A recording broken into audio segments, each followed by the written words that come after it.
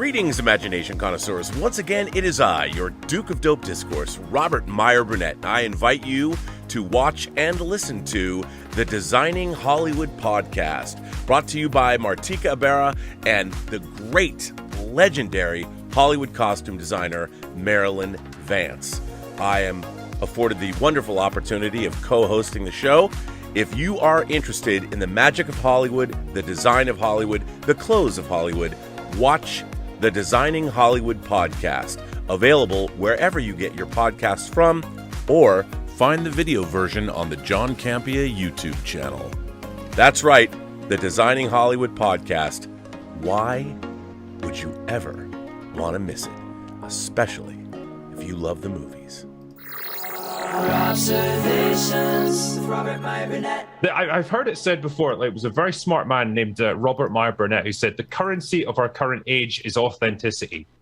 And it's so true.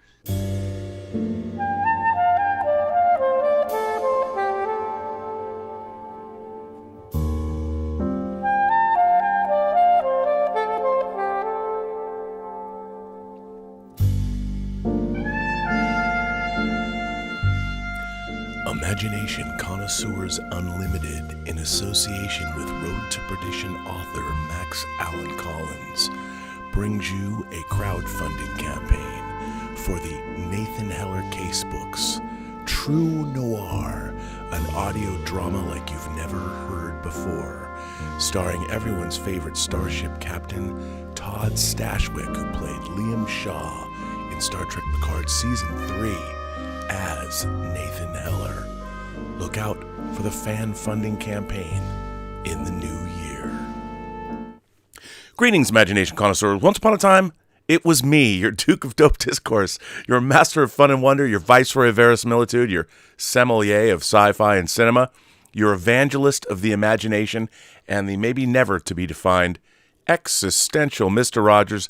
That's right, me, Robert Meyer Burnett, and I'm here robcasting from the Robservatory at you imagination connoisseurs, you members of this, the greatest fan community on the web, the imagination connoisseur community. What can I say? And this is Robservations episode number 914 on our march to episode 1000. I figured I'd do a Christmas Eve stream basically as a thank you to everybody who has supported me over the years, who continues to watch this channel. And I have to say, I receive some amazing messages from everyone. Maybe more than I deserve. I know half of you, half as well as I would have liked, whatever, Bilbo said. But no, I'm just kidding. Not the other part. But it is at the end of the year, you sort of take stock in what you are thankful for. And, one of the byproducts, believe it or not, 2024 is going to mark my 9th year on YouTube. I started when my friend, the late, great John Schnepp, called me up one day in April of 2015. And he was telling me that he was on this new channel that Collider, it was AMC at the time, and they were going to do a new show. It was a new show called AMC Heroes. They were going to talk about comic book movies, and this was back, the MCU had been going strong for 8 years or 7 years, because 2008. And, I'd known John for years. And I said, sure, that sounds cool. I didn't really know much about YouTube. And I watched trailers on YouTube and I watched videos, but I wasn't hyper aware of it. And so for those of you who know, I was on that show for 3.5 years. It went daily. I met people that I adored, like Amy Dallin, comic book girl, 19, and just a lot of people, Coy Jandro, all these people that I got to work with. And then the entire AMC crew turned into the Collider crew. And it was just, I really, aside from a few hiccups here and there, I really had a good time. And it was John Schnepp who said, you should start your own channel. And I really didn't know. If you go back and you watch Robservations number 1, I made a documentary about my friend Greg Smith, who was building a 1-to-1 scale land speeder at the time because he was part of the 501st. And I figured, it'll be like a documentary series. And it took me like 2 months to finish the first episode. from the time I shot it in August to the time it actually aired. And I'm like, oh, that's not going to work. So I figured what I'll do is the premise behind this show has always been, if you go to a convention and you go to a panel discussion. I've been going to conventions since I was like 10 in the 70s, because Seattle had one of the largest at the time Star Trek fan organizations, the PSST, the Puget Sound Star Trekkers. And I used to love to go to conventions and go to the panels and just listen to people talk. They were never long enough for me. And then, of course, when I moved to LA in '88, oh my God, to finish up college at USC, I started going to the San Diego Comic-Con.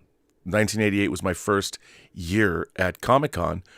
And my big purchase was a Akira Laserdisc that was not subtitled in English, but it was awesome anyway. And I've always loved conventions, and having that kind of discourse is really what this channel sort of has evolved into. And, it seems to be well received for the most part. And I want to thank all of you for keeping me coming back and you guys interacting. And then part of the fun of this channel is to interact. That's why I always encourage, if you want to send me a letter, you can send it right down there, postgeeksingularity.com. And of course, you can always send in super chats and tips too, which is always appreciated. But it's really, the community that we've built here was a byproduct of this channel. And I have been very surprised at the kind of interaction that I've received from people.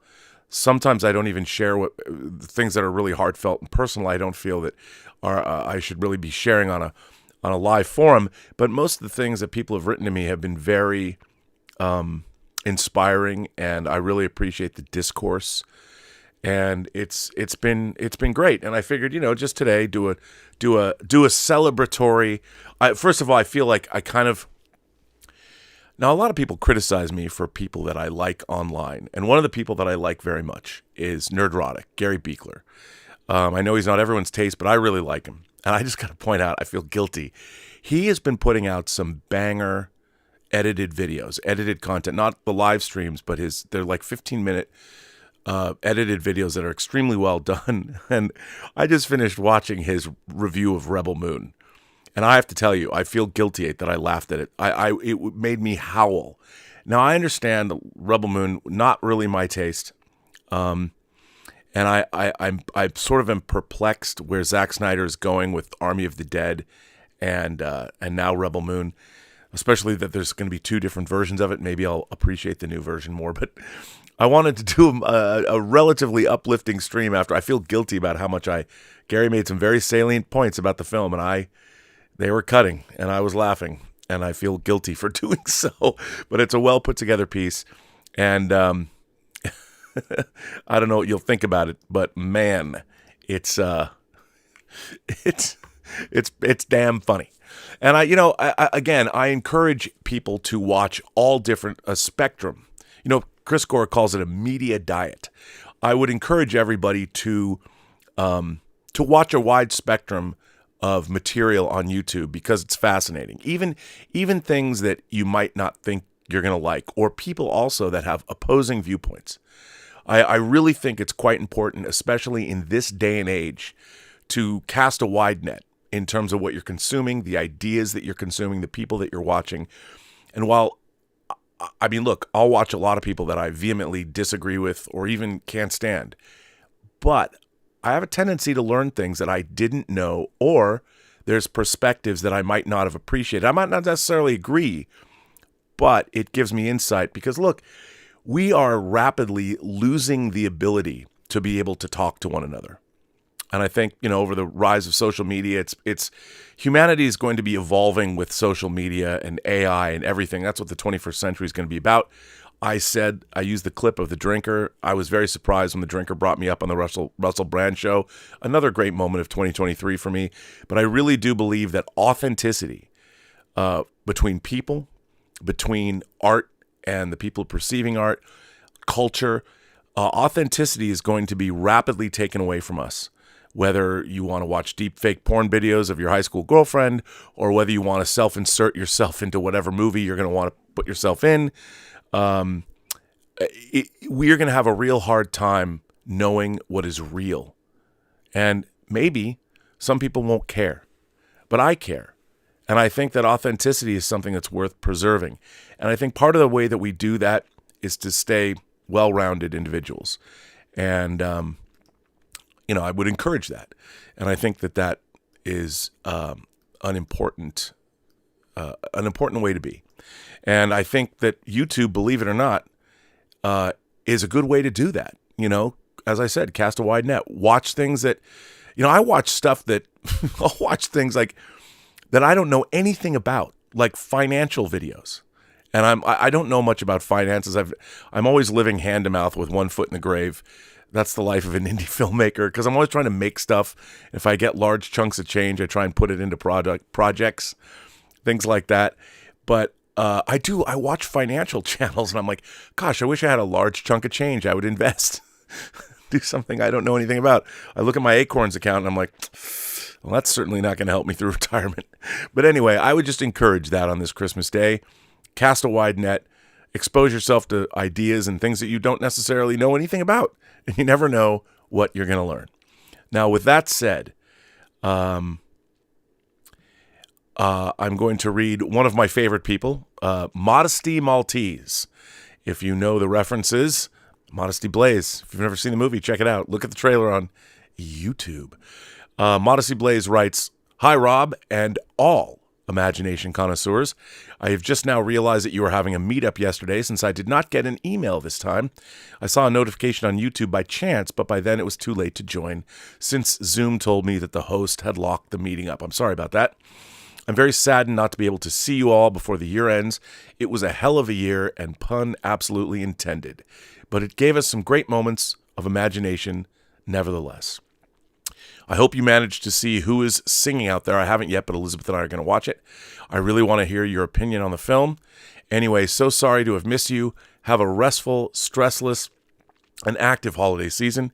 I wish you all a productive and adventurous 2024. Lots of love to you all from Modesty."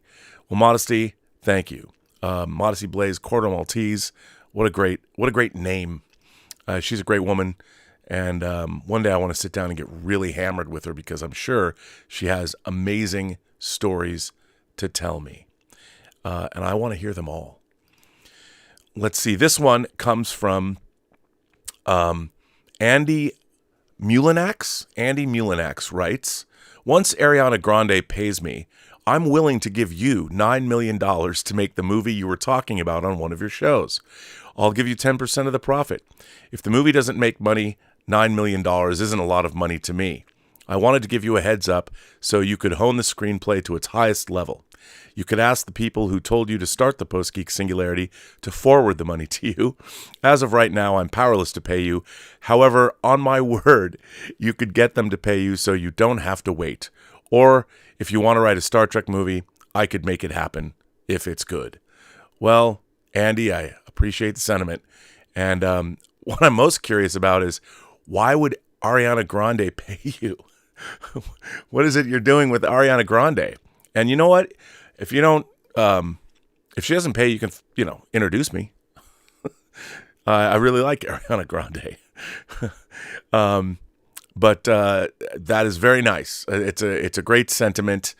I don't know if you were which movie I was talking about making. There is, I only need $8 million, I think, to make the movie that I'm working on right now. But hey, I appreciate the sentiment. Merry Christmas to you.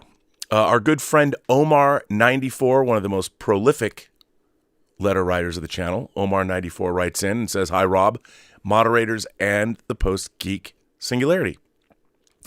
You've mentioned a few times how Zack Snyder's film Rebel Moon is basically just Battle Beyond the Stars, which is basically the Magnificent Seven, which is basically the Seven Samurai.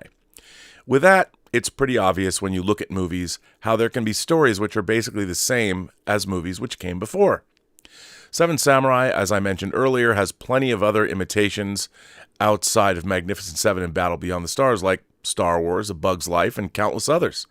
Since you have the trope of a major looming and a great group of people recruited, since you have the trope of a major threat looming and a group of people recruited to stop that threat. The Force Awakens, despite being another episode in the Star Wars saga, was very derivative of A New Hope, making it very familiar and predictable, as you have another story about a resistance group trying to stop an evil empire armed with a weapon which destroys entire planets. Obviously, not all of them can deliver on the same level as the one which came before. Jaws has plenty of imitations of a man killing a sea creature like Orca and Piranha, to name a few, but none of them ever reached the level of Jaws. Days of Thunder is basically just Top Gun with car racing instead of flying jets, and even the same people involved, from producers Don Simpson and Jerry Bruckheimer, director Tony Scott, and leading man Tom Cruise as a young hotshot wanting to be the best. However, it doesn't come close to Top Gun, and I'm not even a Top Gun fan, and yet it was still better than Days of Thunder. Ivan Reitman tried remaking Ghostbusters with Evolution, which is more or less a science fiction version of the former film, with a familiar story about 4 blue-collar workers investigating an unusual threat. However, there are times when movies have familiar story beats from movies before, but they can still end up being good. Die Hard led to many imitations of one individual single-handedly stopping a threat, and while not all succeeded, there were exceptions. Air Force One was Die Hard on a plane, and it was quite good. Speed was Die Hard on a bus, and it's easily the best Die Hard knockoff. You know what? I got to tell you, Speed's great. But I really am partial to Under Siege. I know, I shouldn't like it. Steven Seagal, right? You laugh. But that is by far, somebody might say above the law. Okay, whatever. But Under Siege is my favorite of all of the Steven Seagal movies. I think it's really, really good. I really like it. And it has the best use of Jimi Hendrix in a movie ever. It's just the cut to the ship going with Jimi Hendrix guitar riff. It's great. The Iron Giant is basically just E.T. with a giant robot instead of an alien, but it still worked, and it's a really good movie. Avatar is basically just like Pocahontas and Dances with Wolves in outer space, and despite those who bash it, I always liked it. Oh man, I'm an unabashed Avatar lover. I love it. It's it's not even, to me, it's Ferngully in space, Rob. No, it's a classical tale that goes back to the dawn of storytelling. And I love it. I think it's great.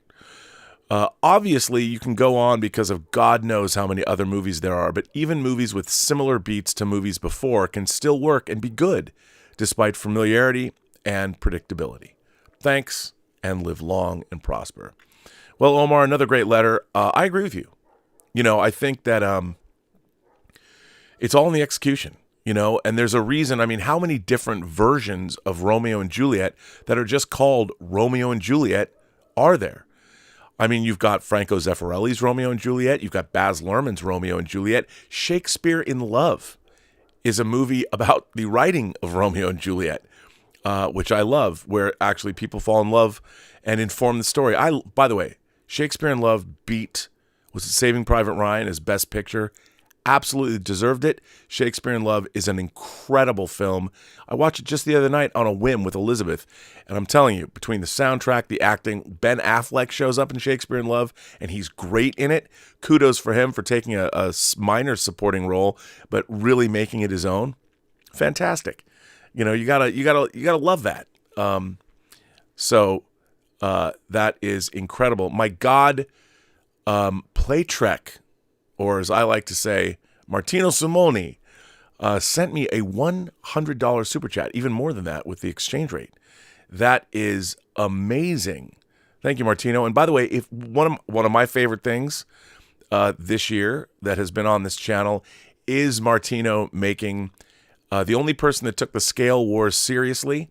If you haven't watched his Playtrek videos, they're wonderfully demented, where he has the Playmobil Starship Enterprise, of which he gifted me one, and it is, I dare say, the Playmobil Enterprise could very well be one of the greatest Star Trek toys. I mean, it's truly a toy, but one of the great Star Trek toys, if not the greatest Star Trek toy ever made. If I had that, I know it's only Playmobil, but if I had that when I was a little kid, it would have been my favorite toy ever. And you even have to put in these plastic dilithium crystals in the engineering section to get the thing to work. It's pretty dope. And so is the Klingon bird of prey that goes, well, it doesn't go with it, and they're actually not contemporary to one another, but, they can still fight. but you've got to watch his Play Trek videos, and you especially have to watch his making of Play Trek video, because even if you don't want to take the time and watch the Play Trek videos themselves, go and watch the making of Play Trek, and then it'll make you go back and watch the Play Trek videos, because the making of Play Trek that he did is really clever. The opening shot alone is great. So check that out. Check it out. Jermeninen, all the way from Finland, says, Merry Christmas, Rob. You have helped me to broaden my horizons regarding sci-fi genre and inspiring me to do more, like writing a science fiction fantasy novel. I love hearing that, Jer. A lot of people write to me about the books I recommend. Sometimes I don't even realize I'm doing it. So it's always great. I love it when people write me back after they've read something. I mean, one of my favorite, Andy Weir, who wrote The Martian, Project Hail Mary, really an incredible piece of work. If you have not read, if you're looking to read between Christmas and New Year's, I basically read Project Hail Mary in one sitting. It is a great science fiction adventure story. It's a great first contact story. I highly recommend it. Don't read anything about it. Just take the Bobster's word for it. Get Andy Weir's Project Hail Mary and just read it. It is so, I've said this about books. It's literally delicious. I mean, it feels like you're eating your favorite candy bar in your brain when you watch it. Or read it. It's that good. And it really is. So if you haven't read a book in a while and you're thinking of reading a science fiction novel, I cannot recommend Project Hail Mary enough. It is so much fun to read. It's supposed to be made into a movie with Ryan Gosling playing the lead role. I don't know where the status of that is, but wow, it's so good.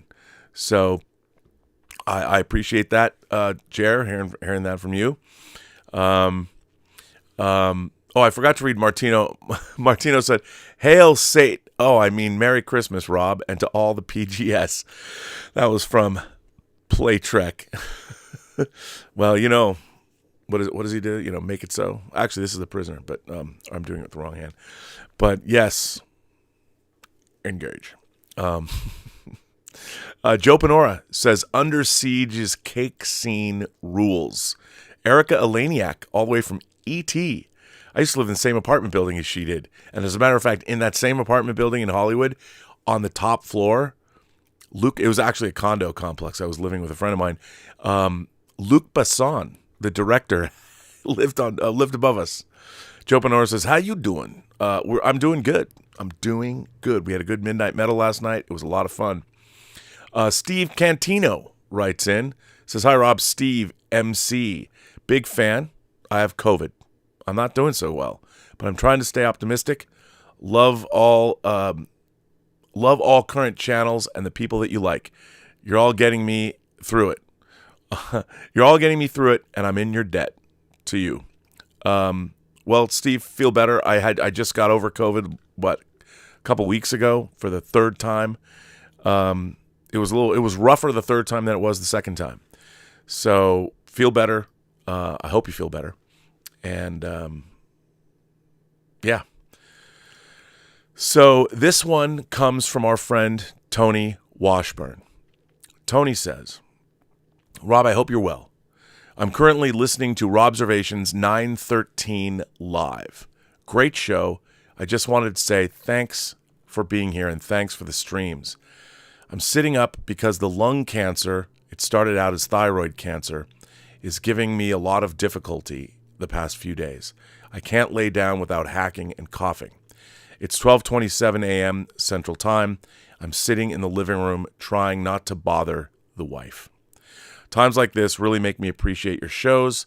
It's like talking to an old friend. It helps with the night. Anywho, hope you have a good year. And you too, Tony, and get better soon.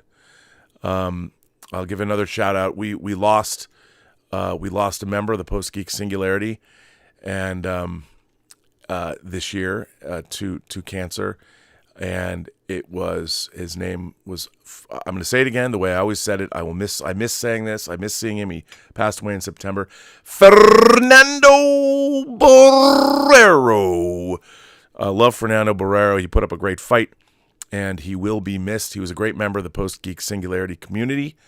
And, like Mark Chure before him, Mark Chure actually made this drawing that I use at the beginning of all my shows. Mark C was a guy who, before he passed away, he was an active viewer, an active participant, but we didn't agree politically a lot. And I always appreciated, I wanted him, he was kind of like the official, I always make people like, we have an official cheesemonger, we have an official sommelier, we have an official historian in Darth Plato. Mark C was kind of the official conservative of the channel, and I really enjoyed him, and I really enjoyed, he is missed, and that's why he drew this picture, and his sister contacted me and actually sent me this original drawing that he did, and that's why, it's my way of sort of giving him a tribute every show, because I miss him. And that's another thing. Life happens, and when you're on doing shows for half a decade, there are people that come and go and people that are no longer with us, like John Schnepp, the man who got me into this in the first place. And so whatever I can do to honor anybody, and Tony, you stick around, my friend. Thanks for writing in and keep us abreast of what's going on. And if you ever want to come on the show and chat, we can do that too. This one comes from, this is a letter for Let's Get Physical Media. I don't want to read that. It's from Brian Knight. Let's see. This comes from Lorenzo Fletcher. It says, hi, Rob and Dietz. Oh, this is another one for Let's Get Physical Media, so I will hold off on that. This one comes from Gareth. And Gareth says, greetings from the UK. I found your channel through The Critical Drinker, and I'm really enjoying Rob's thoughts on storytelling. Have you seen Alan Moore's storytelling tips on the YouTube channel BBC Maestro? Man, I have not. I particularly enjoyed his advice to read terrible books. Well worth a watch if you have a chance. Ooh, and he sent the link. Let me put the link into the live chat. This is definitely something that I am interested in watching. So there it is in the live chat. Thank you for that. Do you think there will be a reaction to the soulless corporate content currently being churned out by Hollywood? In the same way punk and grunge did for music in the late 70s and early 90s? I'd be interested to hear your thoughts. Thanks. That's an interesting question. I think it goes back to authenticity. And look, this is the thing that I don't understand. Hollywood is risk averse, and when you're making a franchise properties are now, you're looking at $150, $200 million, or in the case of something like the Marvels, even more. And when you're working with that kind of money, obviously there's a lot more studio oversight. There's a lot more. It's not, if you're making a franchise movie, you don't necessarily get an auteurist vision. But I would say this. Marvel used to, it's interesting that the Russo brothers and James Gunn were tapped to make Marvel films because James Gunn and the Russo brothers had never done something of that scale ever. James Gunn had written studio movies, but he'd made things like Slither and Super, which are both movies I quite enjoy. But Kevin Feige saw something in him, and when you have a franchise property, James Gunn was a passionate comic book reader, and when he took over and made the Guardians of the Galaxy, he really brought a passion, and you could see that passion. You could see, obviously, him as a filmmaker in both Super and Slither, and it was that sensibility that got him the job on to make Guardians of the Galaxy. And he worked within the confines of Marvel, but he already had a great vision, and if you can do that, and the Russo brothers did the same thing, and they were retained by Marvel because they were passionate filmmakers that gave us, the Russo brothers came on board and did Winter Soldier, they did Civil War, then they did Infinity War and Endgame. And they worked in tandem with the studio, but they were still passionate about what they were doing, and they brought a lot of themselves. And I think that's what franchise filmmakers need to be. And you need people that are going to be authentic about their the movies that they're making, especially if they're franchise properties. And I know a lot of directors will take it because they want the money. But, you know, when you bring on someone like a James Wan to do Fast Furious 7, he really brought, I mean, I want to give it up for James Wan. He's, first of all, a delightful human being, but he's also created the Saw franchise. He created the Insidious franchise. He created the Conjuring universe. He made Aquaman 1, which was $1 billion. And despite Aquaman 2 being sort of a studio disaster, and it happens, everybody has a bad day at the office or a bad 2 or 3 years at the office, but James Wan's a really, really talented filmmaker. So when you put somebody like him who's proven himself across the horror and action genres, Death Sentence, the Kevin Bacon movie he made, check that out. He ended up making Aquaman, which I loved it. It was goofy, but he was able to hold that singular vision together, and I felt like a kid again watching a Ray Harryhausen movie. And really, really liked it. I really liked it a lot. And that's what we need. We need filmmakers, whether they're working on studio. I think people, studio tentpole movies, again, I have no idea what happened to the Marvel Universe. I don't know if Kevin Feige was spread too thin, but even the TV shows, you know, have never reached the heights of the best of the Marvel movies. And what made the Marvel movies great was they were first and foremost, like any great story, about character. And what I don't understand is, why don't you always go back to, if you're going to make a Marvel movie, go back to Iron Man 1 and look at that film. I do not know why Captain Marvel, coming off, and your feelings of Brie Larson notwithstanding, she's an Academy Award-winning actress, and why didn't they give Captain Marvel an Empire Strikes Back type of a story where she has to go through something personal? What was going on? How did she keep the galaxy together for the 5 years during the snap? You could have had a prologue in that time period, and maybe she wasn't making friends as she tried to keep the galaxy a safe place. And whatever she did had ramifications now into the Marvel Universe, and you gave it a really personal story that had great personal stakes. I mean, Iron Man 1, at the end of the day, is not about an apocalyptic event. You know, it's about a man trying to find his soul and the soul of his company. And really, when it comes right down to it, it's just two guys in mech suits fighting each other at the end of that film. And it works like gangbusters. You watch that movie, Robert Downey Jr. is delivering a star-making, he was already a star, but just delivering a star-making performance. He planted the flag of the MCU, and he opened a door for Chris Evans and Chris Hemsworth to follow. And I think without Robert Downey Jr. shining the way, you wouldn't have the MCU as it exists today. And to me, I don't know. I look at Quantumania. I really liked Ant-Man and Ant-Man the Wasp. When I watched Quantumania, I'm like, what am I supposed to take away from this? You know, here was a story about a man. I mean, it's always been about a man keeping his family together, but the rest of it, I mean, once they descended into the quantum realm, it became something else entirely. And it was, I hate to say it just felt like a bunch of gobbledygook. And I think that authenticity and the filmmakers and their passion has to be what drives entertainment, because all we're going to get, we're make no mistake, we're going to enter into a world where all we're going to get is a bunch of AI generated sludge.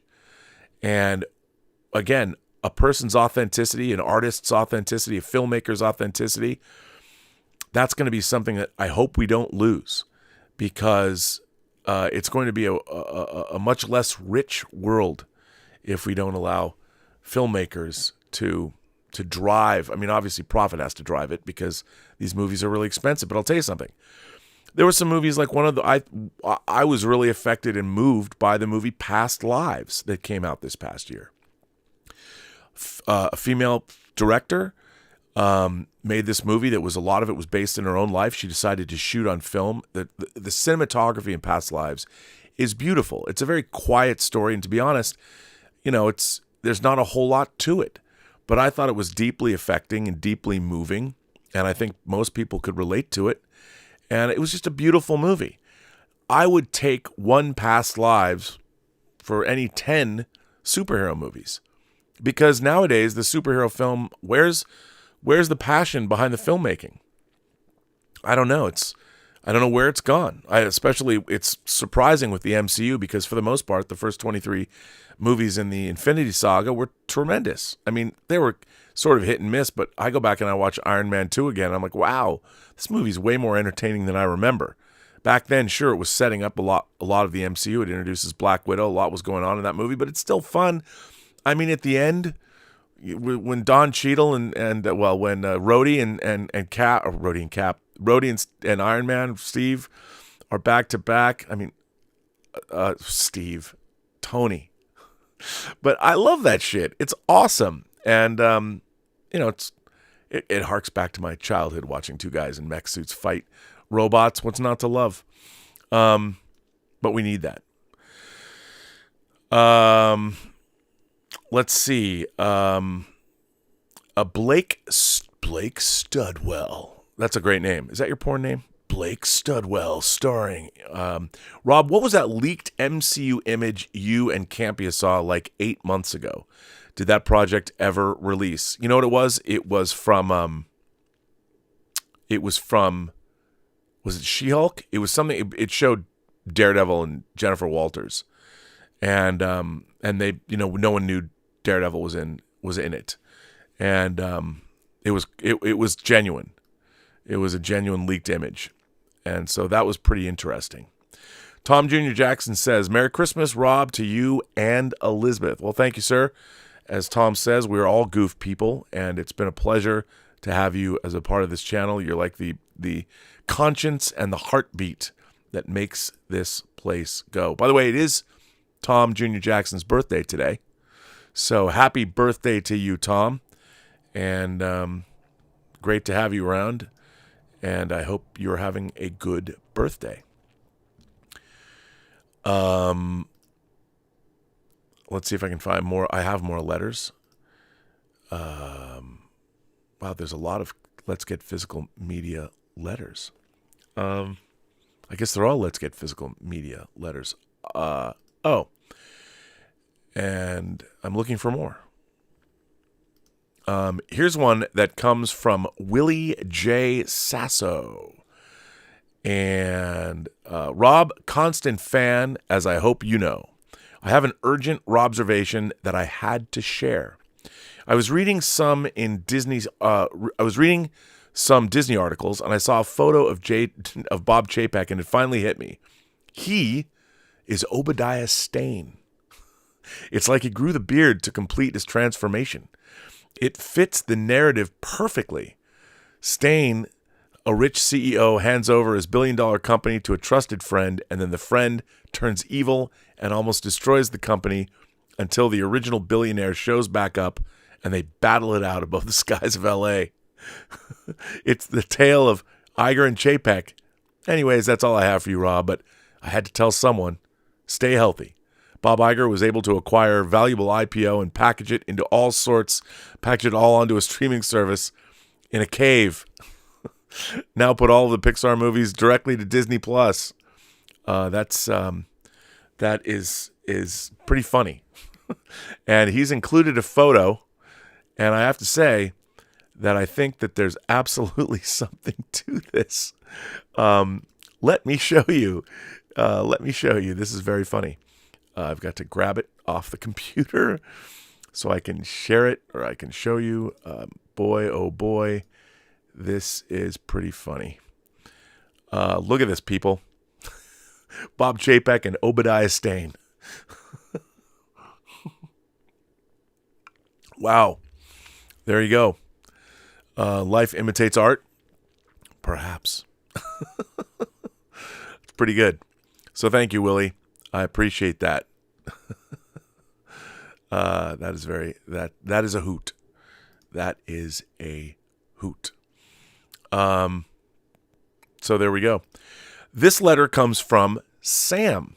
Sam writes in and says, "Thanks for the fine stream on Fantastic Planet. You should know that there is a 2023 extended release of the soundtrack by Sugar Music France, distributed by Decca and pressed in the Czech Republic. It's a double LP on blue vinyl, of course, and has great packaging, including a beautiful gatefold cover and booklet that includes images of the original production drawings and music sheets. A must for a discerning PGS audiophile. The product number is CS014CLT. Increasingly difficult to find. Mine came from eBay. Happy hunting. And cheers to all of you in the Post-Geek singularity. That comes from Sam Schott. Sam, you have now just made me, my lips I'm drooling. I must have it. I know it's probably going to cost a ton of money, or something crazy like that, which is a bummer. But what can I do? Yeah. This one comes from Mike Gallagher. Mike Gallagher says, what is really wrong with the movie business? Hi, Rob. Big fan.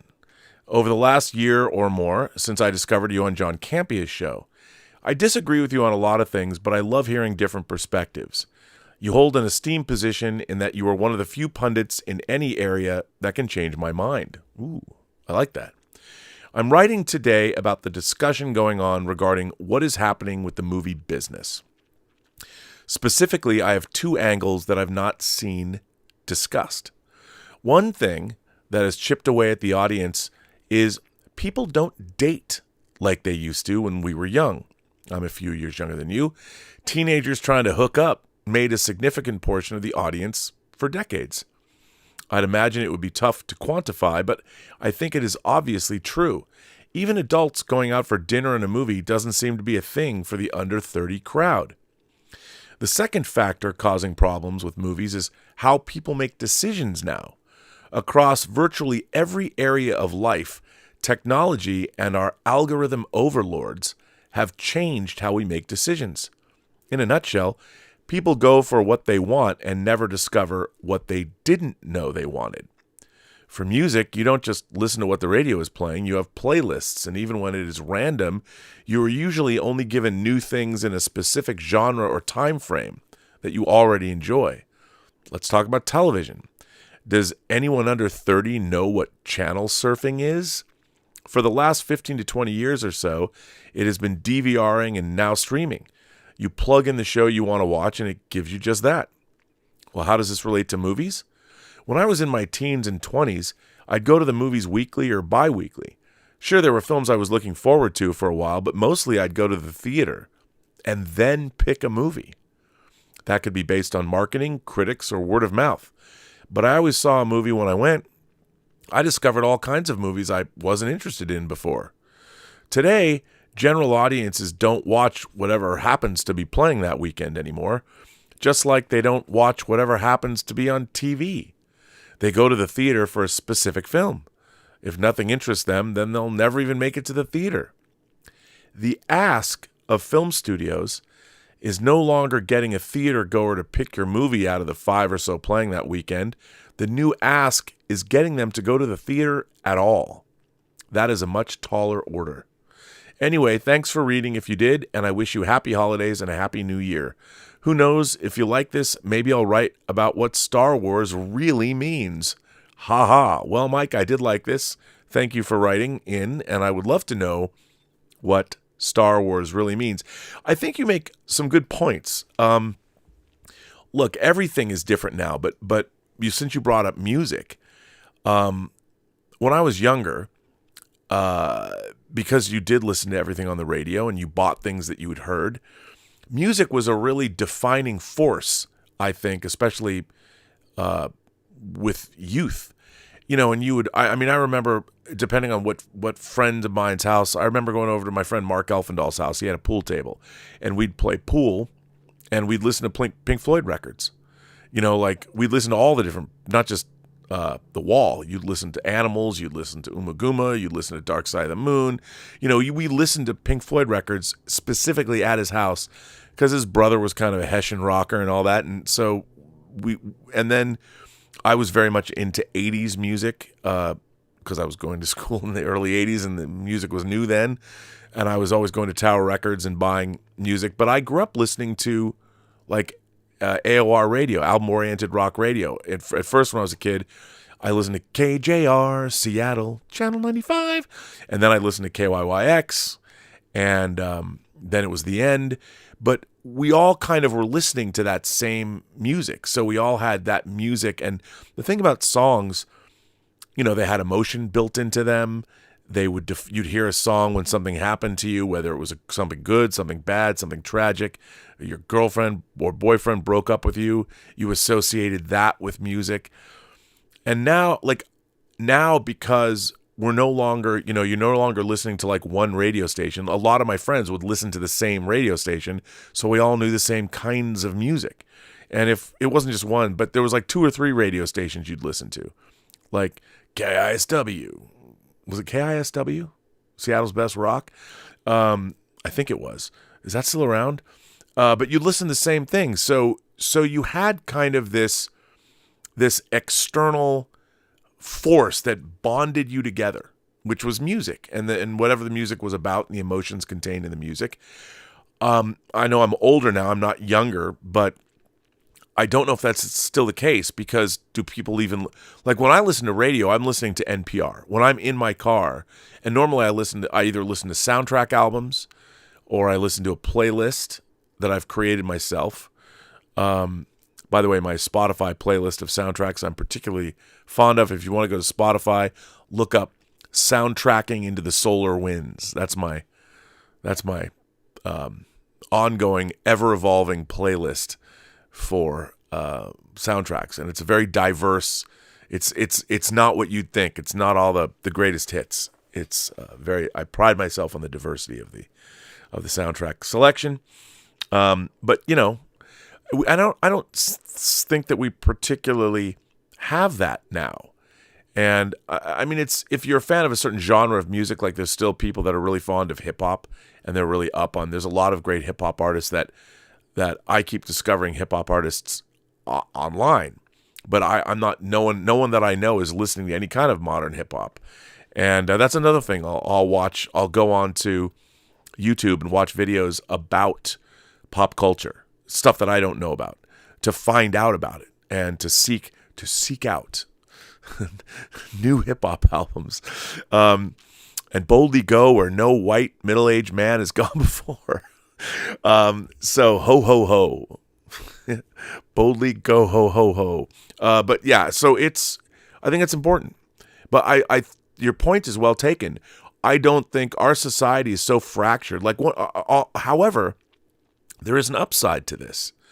The upside is that there's people are going back and finding very specific. I hear people going back. I love watching reaction channels, like during the pandemic. If you've ever seen these 2 twin brothers, they started a channel called Twins, The New Trend, and they were reacting to music they'd never heard. And what was really interesting about these guys, I think they started when they were like 18 or 19. They're 2 black dudes, black brothers, but they were listening to things like Dolly Parton. And these kids just loved music, because you could see when they would listen to something like Jolene, they weren't like going, I'm not going to listen to Dolly Parton. They would listen to all this music that was suggested to them, and watching them rock out to music that they'd never heard before, even sometimes music that was 30 or 40 or 50 years old. It was really kind of cool, because you realize that the great music, the great pop music, it's great music, and it's great music for everybody. And it was interesting watching them. I mean, their YouTube channel, talk about YouTube channels getting me through the pandemic. That YouTube channel, Twins The New Trend, always put a smile on my face. Right now, there's Bunny Tail Reacts. This very cute, very studious looking young girl is probably, I shouldn't even be watching these channels or admitting, but she's going back and she's watching classic Star Trek. She's in the first season of Star Trek, watching Star Trek episodes, and she's somebody who never saw them. And what's been fascinating about that is watching somebody who's significantly younger than me, and seeing classic Star Trek that it's in my DNA, watching her discover it now, and the insights that she's able to provide is really enlightening. And it's interesting to see. I mean, I know those episodes like the back of my hand, but it's interesting to see somebody from an entirely different generation watch them from today's perspective. So I think a lot of people, there's so much out there now that you're never going to find, not everybody's not going to be, I mean, yeah, you could say there's an artist like Taylor Swift that defines multiple generations of women, I suppose, or take your pick. It could be Beyonce or it could be Ariana Grande, but it's almost like Taylor Swift herself is just as important as her music is, or it's all intertwined. Like, I liked rock stars, but it was the music first and foremost. I mean, I was not part of the cult of personality of various rock stars. I just liked their music. But nowadays, I think because we have social media and you people are so accessible now, it's a different thing. But you're right. I mean, look, why go to a movie theater unless you're going to go get a true, and I think that's why studios are making these gigantic spectacles, because to get the full effect, you have to go to the theater. I mean, just this year, Oppenheimer, even though it's a movie basically about dudes sitting in rooms talking, seeing it in IMAX, you have to go see it in IMAX. It was truly a sensory experience. But I think that there's a lot of movies that are coming out today that people are not going to go out and see in a theater, because like a movie like Past Lives, I really wish I would have watched Past Lives in IMAX if I knew better. But I bought the Blu-ray sight unseen and I watched it and I loved it. But I don't see a lot of people rolling out, shelling out, and going to the theater and spending $100 or something with their family to go see Past Lives in a theater. Now, I feel terrible saying this, because I think every movie is better on a big screen.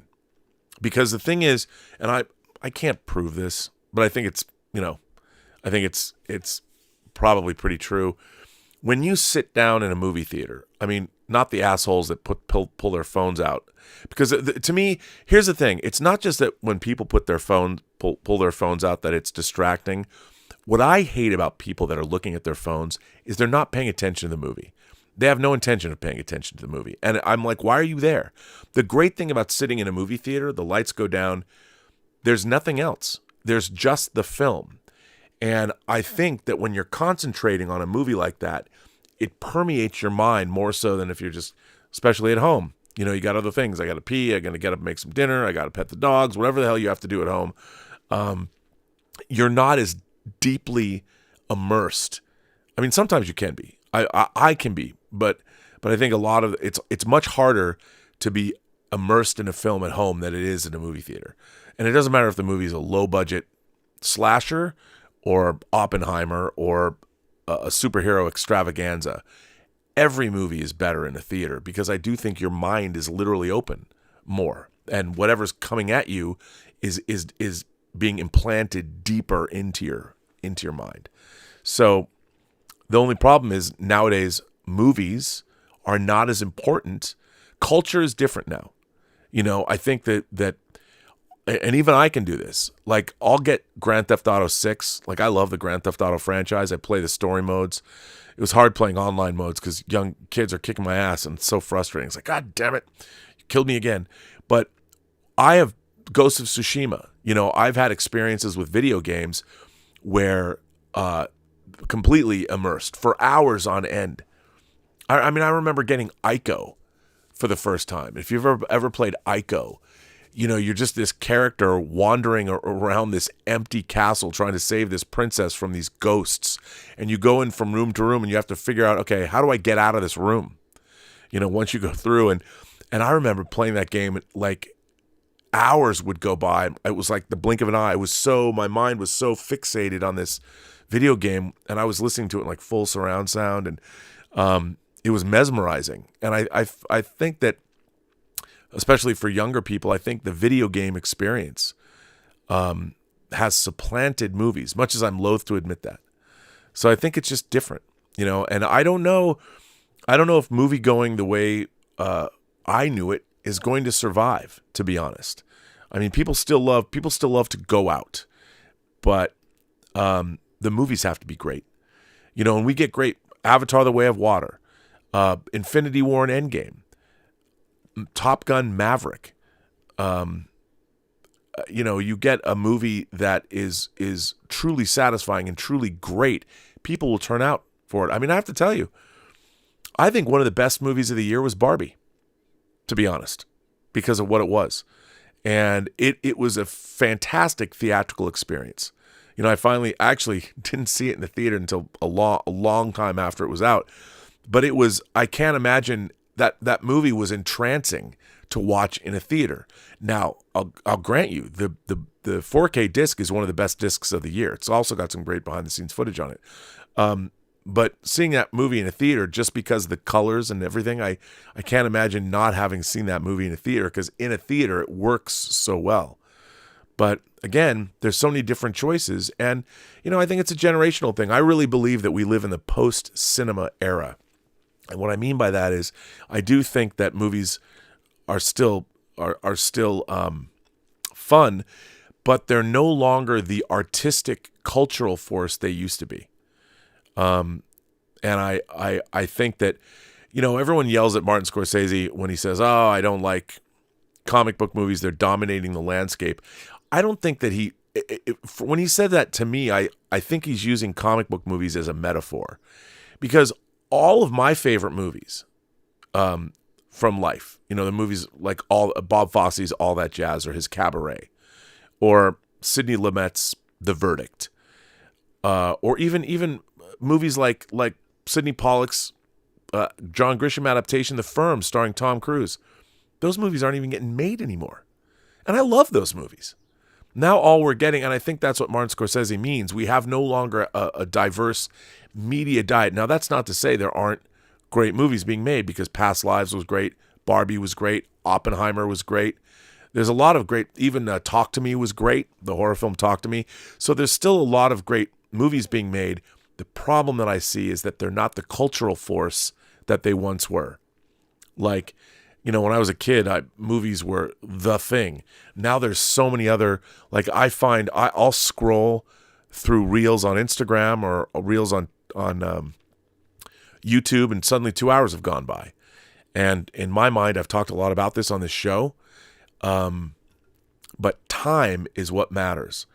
And when you have 2 hours of time, if I'm scrolling through YouTube, and the algorithm is giving me things I'm interested in, and I'm getting chunks, whether it's Joe Rogan or whomever, in 60-second chunks, I am just as entertained by something like that as I am by watching a great 2-hour movie. Now, a 2-hour movie might have taken 2 years to make, but it's still time. And from my perspective, as an audience perspective, when I was growing up, movies were it. There was movies and TV, and there was very little on TV that I was interested in watching, unless something, really special came along. So it was one of those video games where I loved video games, but, we're talking I was playing in television, and Atari 2600 or 5200, but video games were not the experience that they were today. Now there's a million different entertainment choices, most of them brought to you by the internet. So the world is different now, and I don't know if we're ever going to have movies as the force that they used to be. And I don't necessarily think that's a bad thing. So it's just different.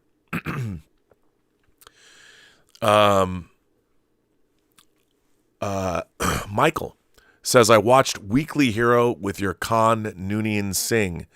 Well, thank you. That was at the Weekly Hero that when you say Khan Noonien Singh, that I brought Khan Noonien Singh in, my action figure, the QMX figure. That's a great figure. Our friend Stubble McShave, all the way from Sweden, sends in a tip and says, concerning movies based on previous stories, there's a lot of Greek mythology in modern stories. Cinderella and Beauty and the Beast are based on the myth of Cupid and Psyche. By the way, Cupid and Psyche 85 was the name of a Scritti Politti record that had albums like songs like Aretha Franklin and Woodbees on it. I love that record. That was an import CD I bought, and I played it a million times. Even Shakespeare based some of his stories on previous myths and stories. Yeah, I mean, I think that's the way to go. I mean, stories beget stories, and it's the way you tell them, and that's one of the things I love. Let me see if I get this right. June Wong says, Merry Christmas, Rob. I sent you a copy of Previously on Clownfish TV to the Post-Geek Singularity post office box. I hope you enjoy reading it. I'm sure I will. Mike sends me the stuff at that. It's in Iowa every couple of months, so I'll probably get it. I hope you enjoy reading it, particularly the section with the story of the young filmmaker Squid King. Cheers. Ooh, I want to see that. Well, thank you. First of all, cheers to that. Thank you. Marco Esquindolas, that's a cool name, says, Rob, that sweater is both ugly and ing at the same time. I think you were trying to say, well, I think I get your meaning. I give John Campea all the credit in the world for this. He found this for me, and of course it says on it, "Make it snow." They tried to make it the Enterprise G, the Titan. Don't quite know what that is, but yeah, it's I'll take it. I had to wear a bad Christmas sweater, being the good Jew that I am. Medicated Movie Review says, Merry Christmas, Rob. Finishing up a Home Alone Purge crossover skit at the moment. Home Alone and The Purge. Those are two great tastes that taste great together. A Home Alone Purge crossover skit at the moment, and listening to the stream. Thanks for all the inspiration and never stop creating. Well, I won't. I won't do that. That's very funny. Metallica fan 1442 has become a member of the channel. And Austin Boomer gifted 5 Burnettwork memberships. Austin Boomer, what a nice thing to do. Thank you for that. Jermanin says, thank you, King Tannic, for awesome anime shows on this channel. Gonna binge watch tons of anime this vacation. Merry Christmas to you and your family. And Austin Boomer says, Merry Christmas, everyone. Thanks for all the hard work this year, Rob. Hopefully we'll see you in the UK in 2024. Maybe next month. I'm going to find out. I'm not sure yet. I'd love to get to the UK. I love going to London. And I want to party with the lovely Emma Bannon. I want to get pissed, as they say in the UK, and party in Soho with her. And Big Raj sends in a sticker. Thank you for that, Big Raj. I appreciate it. But yeah, that's funny. What was I? I was talking about something, and I've completely lost my way. There's another letter though, and this is Keenan from Dallas. Keenan from Dallas says, "Holy cow! Have you seen this sci-fi short on YouTube? Hello, Robert Meyer Burnett, avid listener, first-time caller. I saw this CGI artist's short film demo on YouTube and wanted to share it with you in case you hadn't seen it. The title is Solstice 5, okay? Let me get the link and put it in the chat. Let's see. Here it goes. Put it down. So there's the link. Put it in the chat. And what does he say? The artist's name is Paul Chedisian. And I thought of you in particular after watching his video, largely because you've been speaking a lot about world building. I think Paul has done this in spectacular fashion with amazing economy. His video is only 10 minutes long, and it has maybe one full page of dialogue spread throughout, with a mere sprinkling of subtitles near the end, and yet when it's finished, you want more of this universe. This video feels like the cold open for an epic 3-hour-long sci-fi movie such as Dune, or a major sci-fi series along the lines of Foundation. What makes the visuals work is not just the great modeling, texturing, and lighting, but the atmospheres and the subtle camera movement with the perfect choice of virtual lens for each shot. The sense of depth and scale are awesome in every sense of the word. The hint that an alien civilization might come into play sometime in the future makes it that much more titillating. All of this coming mostly from one guy and his computer, and it makes one ask, why the hell can't modern Hollywood, with hundreds of millions of dollars and tens of thousands of so-called artists and writers, pull off more movies like this? I eagerly await your take. While I'm here, thanks for all of your Robservations. I discovered you a little over 6 months ago, and I've become a regular listener. We're brothers from another mother. Our shuttlecraft have definitely traded paint in more than one hangar. No one's ever said that. I love that. We are alike not only of mind, but of age. I was born the night TOS's Balance of Terror originally aired. That makes us about 6 months apart. It's true, it does. Can you believe that? I was born in the 60s. Smoke that in your pipe. That's crazy. We started watching TOS reruns about the same time, unaware that our minds were being subtly altered and our views on humanity being shaped by Gene Roddenberry and his team of writers. No doubt our eyes popped out of our heads nearly simultaneously as we saw Jenny Agutter stripped down in Box's ice cave on the big screen for the first time. My birds! That, my friends, is a Logan's Run reference. And yes, sir, I saw Logan's Run opening night along with 10 minutes of Fantastic Planet before my mother took me out of the theater, which I recount that story on the Fantastic Planet stream I did for its 50th anniversary a couple weeks back.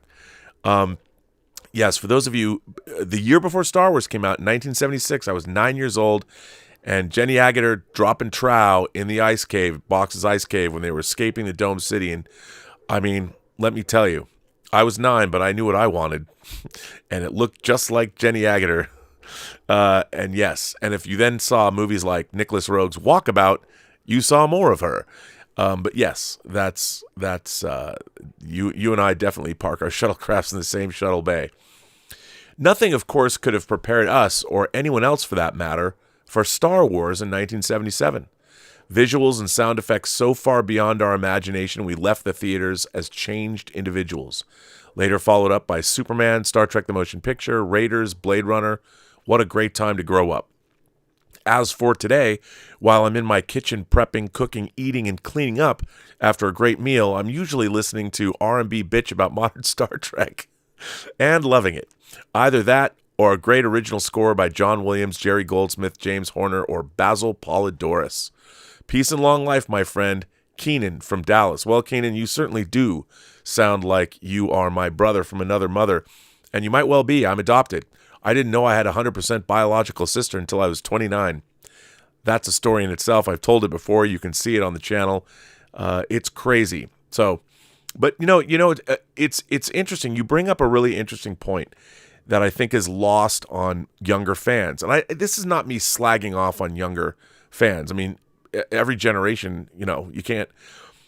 But there is something that we aren't getting that I had when I was growing up. And everybody, I mean, I use Star Wars as the great demarcation point. There was before Star Wars and after Star Wars. And Star Wars in terms of science fiction in the media, I know people are like, well, Rob, Star Wars is really just space fantasy. It's not really science fiction. Okay. But you know what we're talking about. I'm just going to call it science fiction, call it space fantasy. I'm not going to be one of those sticks in the muds that you'd meet at literary, like at Worldcon, where you'd be discussing science fiction literature and people would scoff at Star Wars.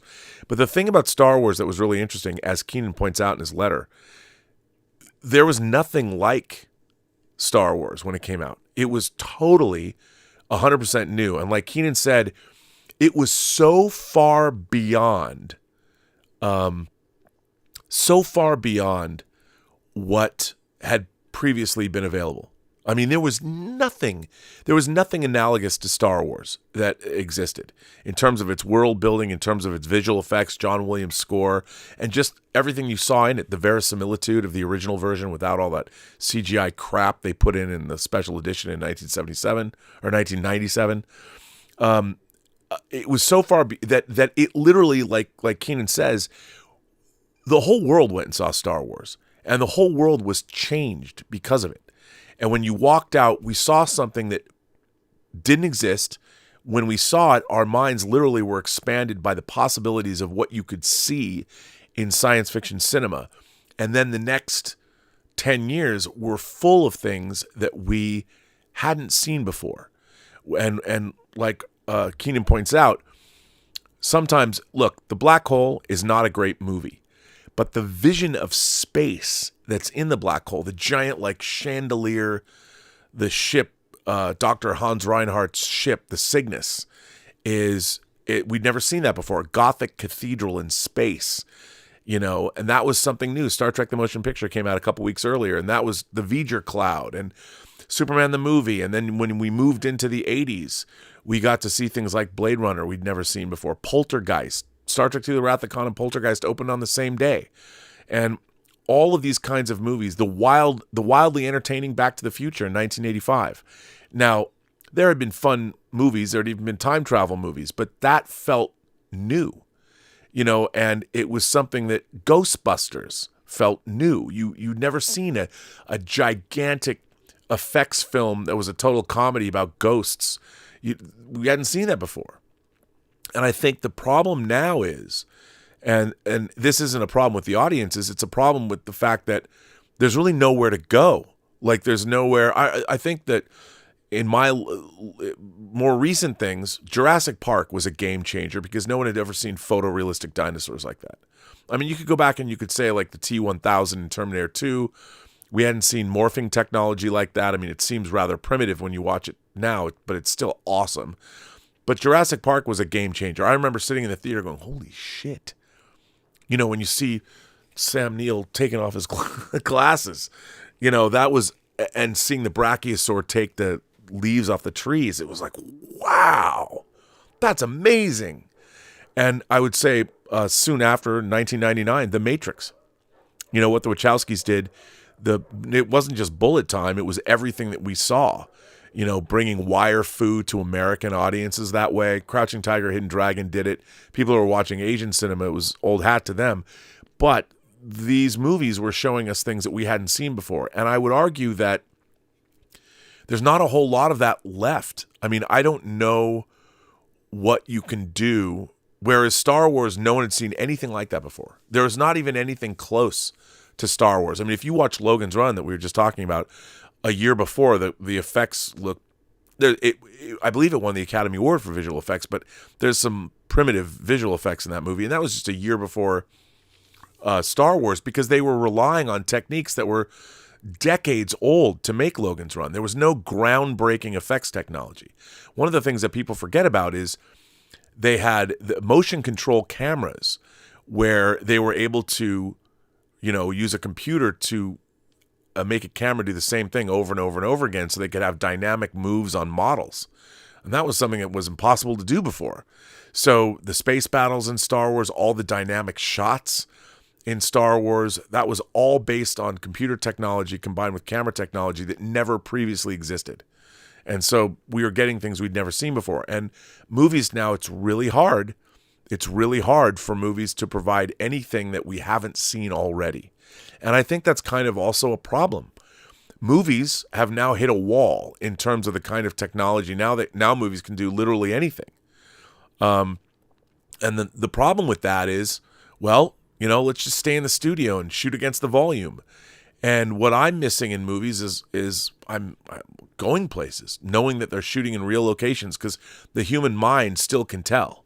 You can still tell when you have a camera coming through a big city, but even that, you look at Inception when the cities are folding over on each other. That's incredible. I mean, Inception had some incredible stuff in it, but the rest of the movie was fairly conventional in terms of the visuals, but it's still a cool movie. And maybe Tenet, had the going backwards, but we've seen things go backwards before. It's not like what Star Wars was. Star Wars was an amazing leap beyond what was possible a year before. And it was that's why people couldn't believe it. And it was stimulating the imagination, and it told you what the possibilities of cinema could bring us.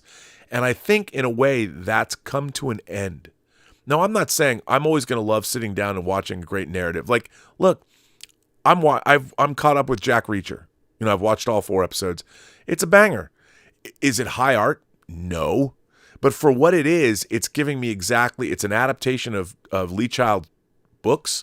It's the 11th. I think it's the 11th. They did the first Reacher novel, this is the 11th Reacher novel. But I like how it's going back and delving into Reacher's past. It's great. Now, it's not high art, but for what it's supposed to be, it's working like gangbusters. It's doing exactly what it's supposed to be. It's not like I don't tune into Reacher expecting something other than what it is. And they're adapting Lee Child's books. And it's great. You look at it, it's great. And that's what I love. I love when the entertainment, the people that are making whatever they're making, deliver the goods.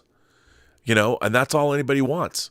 And I think that it's harder and harder and harder to do that in the modern day because movies have become so expensive now that maybe that's why streaming's. I find streaming shows to be very gratifying. The thing is, I don't watch them over and over again the way I watch movies. There's something about.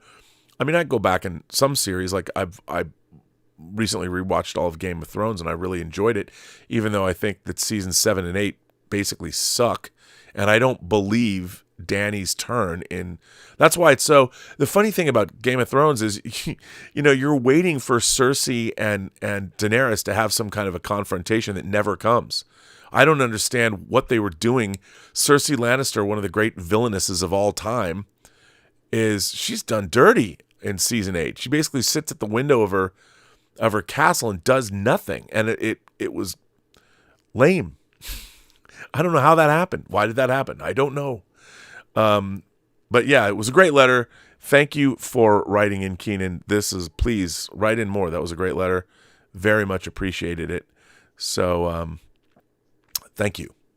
Thank you very much. Now, let's see. People keep firing in questions. Let's see. Let me go back and see. Pod Racing Palpatine says, "Happy holidays, all, Rob. What have you got planned for Free Enterprise, the 25th anniversary? I was there in June 1999. I'll tell you, our executive producer who paid for the movie owns the film, and for whatever reason, he's not giving us access to it. I would love to do a 25th anniversary 4K Free Enterprise extravaganza. But I don't know. Maybe if we can start a letter writing campaign. I don't know why.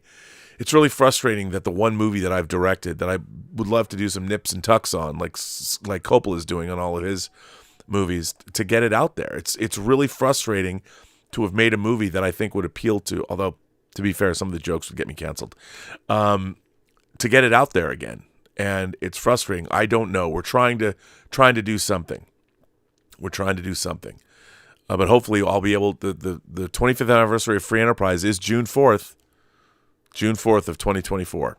And I'd love to have screenings and maybe even put it out in theaters again if we could. Maybe I'll have to do a crowdfunding campaign or something. I don't know. It's very frustrating. Now, this David, I'm going to get this wrong. Ibakimi, that's a cool last name. David Ibakimi writes in and says, as Warner Brothers, can't stand that we're even with Discovery, as a Warner Brothers employee in the London office and a fan of this show, thoughts about the Paramount Warner Brothers rumors. Oh man. Well, first of all, David, let me just tell you, everybody who works for Warner Brothers in the UK should get a big raise because you guys knew how to spend your 100th anniversary correctly. Other than the fact you didn't make enough Exorcist box sets. Yeah, it's really interesting to watch the difference between how the Warner Brothers UK people treat the studio's legacy compared to the people here in the States who don't do a very good job. But this is a really great question. I would hate it, absolutely hate it, if Warner Brothers merges with Paramount, because I think that what they would do is part everything out. They'd part out the networks. I think it's a bad move. I hate it. Paramount, look, the studios and their entertainment legacies, I think, are important. And Disney and Warner Brothers celebrated their 100th anniversaries. I think Paramount's was a few years ago. We were going into Columbia's 100th anniversary. More the merrier. I think we're much better off having diverse. Here's my problem. The real problem is all of these mergers and acquisitions are not about making the very product that studios are making. Like, I want studios to continue to make great films and television and programming and entertainment. And all of these mergers, they're not resulting in that. Fox was bought by Disney. Disney has done nothing with the Fox library. They have not remastered anything in 4K. They have a massive debt like Warner Brothers does. What did Warner Brothers do for their 100th anniversary? They did fuck all. I mean, Warner Brothers should have released like the Columbia box sets. They should be making. Warner Brothers should be making, and please, I'll produce them. Warner Brothers should be making the 6 film box sets that Columbia is doing. why don't we have Forbidden Planet in 4K? They could do a sci-fi horror set, volume 1, volume 2, volume 3 of movies, and some of them would be MGM movies, yes. But I mean, or put things like The Right Stuff. You know, Peter Hyams, 2010 and Outland. Why aren't those on 4K? The very audience that buys 4K would be buying these movies. Them with the color title, you know. Why Soylent Green on 4K? Logan's Run is not on 4K. Brainstorm, Contact. I mean, Warner Brothers has so many movies in their life. Why don't I have The Right Stuff in Dolby Atmos and 4K? Why? That would be a banger. Don't have it. You know why? Because the people in America, here in the States, are like, I don't know what The Right Stuff even is. They made a TV series, wasn't as good as the movie, but I mean, it's so frustrating that these libraries like the Fox, no Patton in 4K, no Planet of the Apes in 4K. As a matter of fact, the only thing Disney Home Video is working on right now is the Cameron stuff. I mean, my God, the 100th anniversary of Disney rolls around and there's no 20,000 Leagues Under the Sea and no Mary Poppins in 4K Dolby Atmos. Why? Those are Walt Disney's crowning live action achievements, those movies. I mean, there should have been, like, you could have even put up things like In Search of the Castaways or Treasure Island if you wanted to. It's maddening to look at these mergers and acquisitions people. Then they incur a lot of debt and they don't know what the fuck they're doing. You're buying entertainment companies. What have you done to make your entertainment company profitable? You just dilute everything and you don't celebrate your rich legacy. I mean, every time you remaster a movie, it goes on your streaming service. You can put it elsewhere, and it's future-proofed. 4K will future-proof everything. As much as we're going to have, 20K for gaming, I'm sure virtual reality, all that'll change. But at 4K, movies are pretty well protected, because the resolution isn't much higher. And what are they doing? Nothing. And I don't get it. Disney has done nothing. I mean, I would think that with Deadpool 3 coming out, which is essentially a Fox X-Men movie. Is Disney going to do a definitive box set of all the X-Men films? I'd like I'd like that because I did special features for X-Men and X2. And I'd like to get I just got the Picard Legacy big box set because all the documentaries we did for Star Trek The Next Generation are in that box set because it's got all the Next Generation episodes in it. And yeah, it's incredibly frustrating. And I don't want to see Paramount and Warner Brothers merge. Although, to be fair, Warner Brothers was releasing some Paramount stuff for a while. I don't know what happened with that deal. Now a lot of Paramount stuff's coming out through Kino Lorber, and I noticed that, like Cronenberg's Existence, I just got Existence. I said Existence. What is it? I guess it's Existence. The cool video game movie Cronenberg directed. I just got that from Vinegar Syndrome, but it's Paramount. Like, Paramount's licensing out. Why are the studios licensing out their own material to other people? I mean, Amazon bought MGM, and they're God bless, but as Dominic Keating says, God bless, licensing out their films to all these other people. Like, why are you doing that? Why is Beverly Hills Cop coming out on Netflix? Why aren't they putting it out in the theater? I mean, if it's good, a legacy sequel, I would follow up Top Gun Maverick with Beverly Hills Cop AF. I love that it's Beverly Hills Cop Axel Foley, but it's Beverly Hills Cop as fuck. Of course, they couldn't say that. I don't know. I hate all these mergers and acquisitions. If that meant we would get better entertainment, okay. I'm not seeing that. Darth Plato says, "Hi Rob, love the sweater. I've never seen Robert Ricardo in Captain Picard's uniform before." Well, there you go. Darth Plato also says, "Hey Rob, love Reacher. Did you catch Dixon's character was Zatanna in Smallville?" Ooh, you know what? No, I didn't know that. I can see it now. Yeah. That's interesting. It's so good. Reacher's so much fun. And they're calling it like dad TV. Like it's made for dads. I'm like, it's It's kick ass. I mean, it's like action thrillers of the 70s. It's great. Isaac Cushman says, what's your favorite Brian De Palma movie? I flip-flop between Blowout and Dress to Kill. Favorite soundtrack is probably Body Double, though. It's interesting. I love Blowout. Blowout's a great movie. And Dress to Kill is a great movie. But there are other De Palma movies that I like. I like Obsession. I like The Fury. And even though I really love The Untouchables, even though it's atypical. But I got to say, the thing about Blowout and Dress to Kill, I got to tell you, maybe my favorite De Palma movie is Scarface. I know I probably shouldn't say that because let's face it, Scarface is not as highbrow as Body Double and Dress to Kill. It doesn't have that Hitchcockian, but it just in terms of, it's not just the performances, it's all the actors, F. Murray Abraham, what's Paul's, the guy who plays, Sosa, the Paul, what's his last name? I forget, really handsome actor. There is no lying in you, Tony. Oh, why do I forget his last name? I love that guy. So it's probably, I shouldn't say that, but I love most of Brian De Palma's movies. I really love Snake Eyes, Raising Cain. There's all kinds of, Brian De Palma's, I enjoy his films, but his best movies, you're probably right. Blowout and Dress to Kill. And I love Body Double. It's so crazy that he put Frankie Goes to Hollywood just in Body Double for no reason at all. And it's awesome. And it's the real band, Frankie Goes to Hollywood. It's Paul Rutherford, it's Holly Johnson. It's crazy. So, well, listen, everyone. I'm going to end this stream. I'm going to say peace on earth and goodwill to man.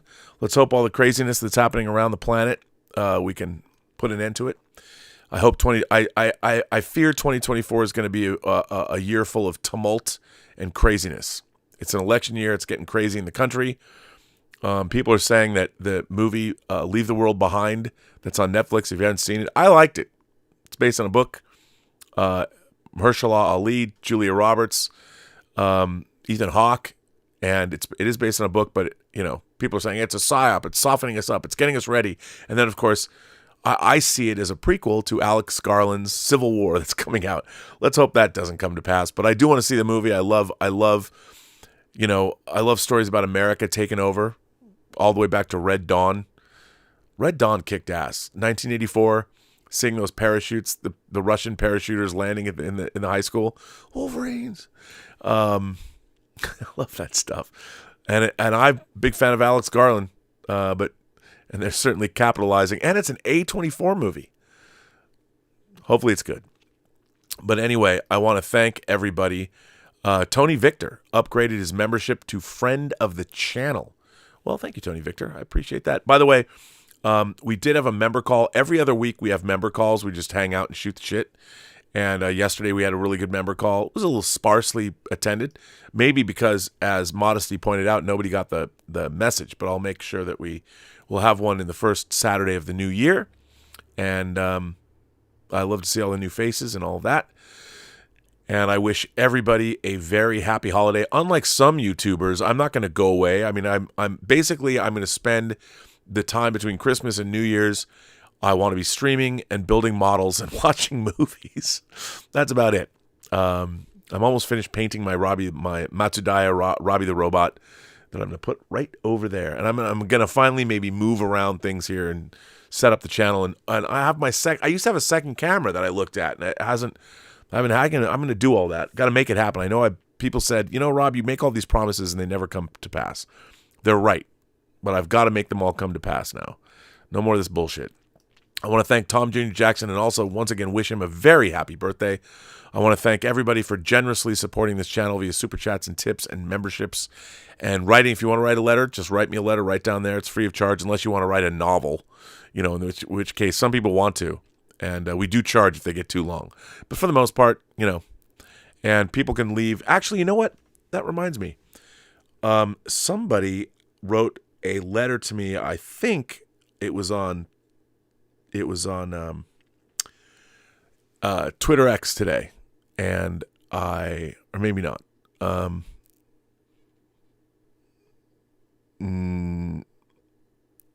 No, it wasn't. I'll have to find it. Somebody wrote me a really nice letter that I want to share, but I can't find it now. I'll probably share it tomorrow. Oh, tomorrow's Christmas Day. I probably won't stream tomorrow. But we will be back next week for Let's Get Physical Media. On Sunday, Dieter Bastian will return, and we are going to go over our favorite physical media releases of the year. And as a preview, unlike Dieter, Arrow, by the way, has been killing it, but man, this Barbarella, if you guys haven't seen Barbarella, a comic adaptation from the late 60s starring Jane Fonda, it is very Austin Powers now, but this, I got to tell you, Arrow home video, man, and I had to go with this because I've had the Barbarella poster and everything is so iconic, but here's the original Barbarella poster. By the way, Duran Duran got their name from this movie. And then this incredible book. And here's a drawing. I love this artwork. Jane Fonda, Barbarella herself, in the throes of the orgasmatron. And that's a real thing in the movie. I mean, this is a thick, thick, thick book. And there is Jane Fonda from the movie. Arrow is just doing the Lord's work, let me tell you. Their physical media releases between this and they put out The Warriors. The Warriors is definitely in my top 10 discs of the year. I haven't jumped into this, but I could see this as being one. Great stuff out there. So join us on Let's Get Physical Media next Sunday. Dieter and I return to talk about our favorite releases of the year. So, Meli Kalikimaka, Feliz Navidad, in whatever language you say Merry Christmas in. I say them in all, but I don't know a bunch of different languages, so I can't. But everybody have a happy, safe Christmas, and I look forward to seeing you, next week and into the new year. Live long and prosper. And make it so. Engage.